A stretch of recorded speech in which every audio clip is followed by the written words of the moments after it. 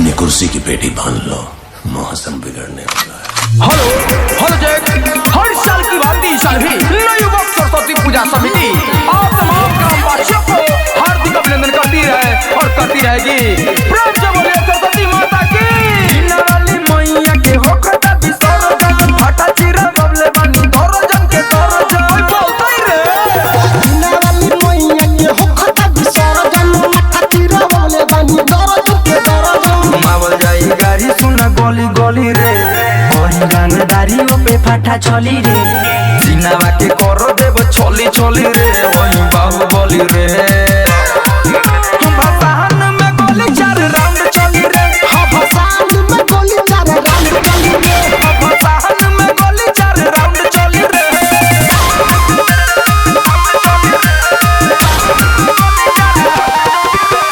Hello hello, एक आवश्यक सूचना, लाल गमछा वाला रंगदारी कर रहा है तो रंगदारी नहीं चलेगा। युवा समिति सब होवे रंगदार रे, केहू जदी बोली तो हो जाई मार रे।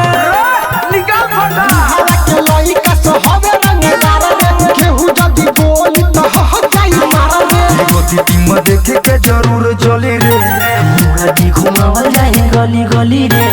लल्ला काया बिरिया के चंदन गली रे, होई बाबू बोली रे।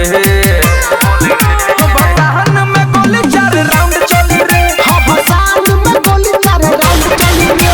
भसान में गोली 4 राउंड चली रे। लांसर साहब से अनुरोध है कि आगे जो गाड़ी लगा हुआ है उसको हटाने का कृपया कोशिश किया जाए।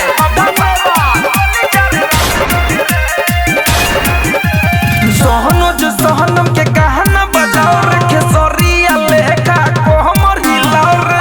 नाचो रे देव सुनील के गहना बजाओ रे, खेसरिया लेखा को हमर हिलाओ रे। कनिया मनी से के चली रे, दूर दे हम ऊपर नली नली रे।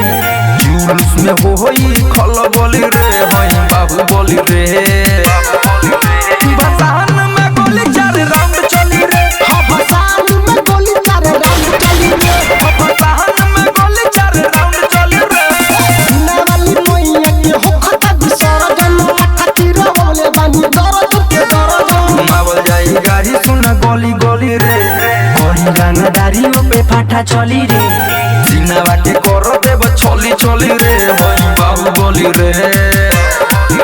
भसान में गोली 4 राउंड चली रे, भसान में गोली 4 राउंड चली रे।